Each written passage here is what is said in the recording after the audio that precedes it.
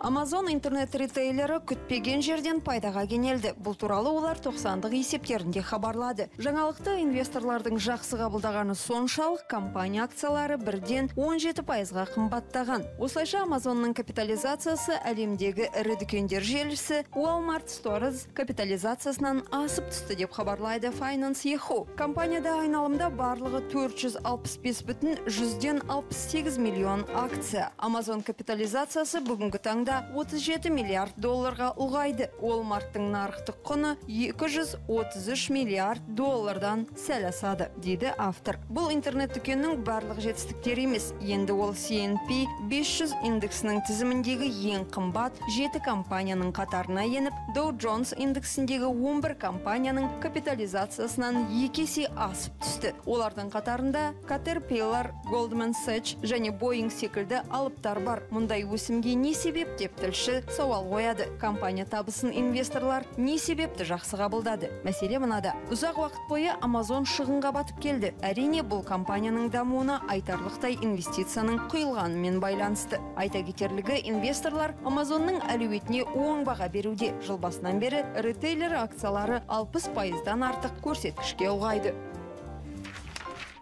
CNBC-дің хабарлауынша, Uber қызметі Xiaomi гаджеттер өндірушісімен серіктестік келісімге келді. Енді MyNote смартфонын такси шақыруға арналған қосымша арқылы алуға болады. Өкініштісі, қызмет тек оңтүстік шығыс Азия аймағында ғана істейді. Алайда бұл бастама көңіл аударуға тұрарлық. Xiaomi Mi Note смартфонын алғысы келгендер Uber қызметіне кіріп, оған тапсырыс бере алады. Бұл маңайдағы машиналардың бірін шақырғандай оңай әрі жеңіл. Тауар да жылдам бірнеше минуттардың ішінде жеткізіледі деп автор жаңалықты сипаттайды. Жаңа қызметпен алғаш болып Сингапур және Малайзия астанасы Куала-Лумпур тұрғындары танысып, сынап көре алады. Uber өкілдері Mi Note оңтүстік шығыс Азиядан әрі апарылмайтынын арнайы мәлімдеді. Ал егер тауарды кез келген елге жеткізу мүмкін болғанда, бұл нағыз сенсация болар еді. Әрине, бұдан Uber қайырымдылықпен айналысады деген ой туындамау керек. Компания тек Азияда өз брендін танымал етуге мүдделі.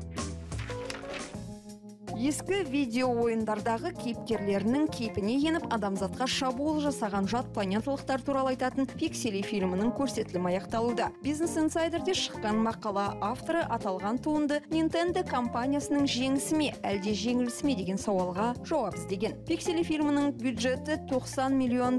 Жарнама мен маркетингті қоса есептегенде $110 миллион құрады. Режиссер Крис Коламбус пен актер әрі продюсер Адам Сэндлердің туындысындағы айтулы тұсы ескі видео ойындардың кейіпкерлері. Олардың арасында Nintendo жасап шығарған Марио және Donkey Kong секілді танымал кейіпкерлер бар. Туындының кемшілігін анықтауда автор танымал батыстық басылымдарды қараған. Пиксельдердің арқасында Адам Сэндлер шығармашылығы аяқталатын болды деп жазады New York Post. Пиксели фильмін талдау Адам Сэндлерді тоқтату қажет деп ашынады Wired. Пиксели сюжеті Футурамадан алынған деп Forbes отқа май құяды. Сыншылар айтқандай, Пиксели нашар болғанымен бір ескерер мәселе картина Nintendo компаниясын танымал етуде. Бұл отбасылық кино. Демек, кинотеатрларда 80-ші жылдар өскен ата-аналар мен мүлдем басқа ойындарды ойнайтын олардың балалары болады. Барлығы Супер Марионы біледі, бірақ барлығында бірдей Nintendo приставкалары жоқ. Киноны көргеннен кейін балалар оны сатып алуды немесе компанияның DNA мен бірлесе шығаратын ойындарының біреуін жүктеуді сұрайды. Нашар фильм Nintendo-ны күлкіге қалдырмайды. Жаманатқа картина авторлары қалады. Ал атаңызға айналған компания әрі кетсе, кино түсірушілерге бұдан былай келісім беруден бас тартады деп ой қортады автор.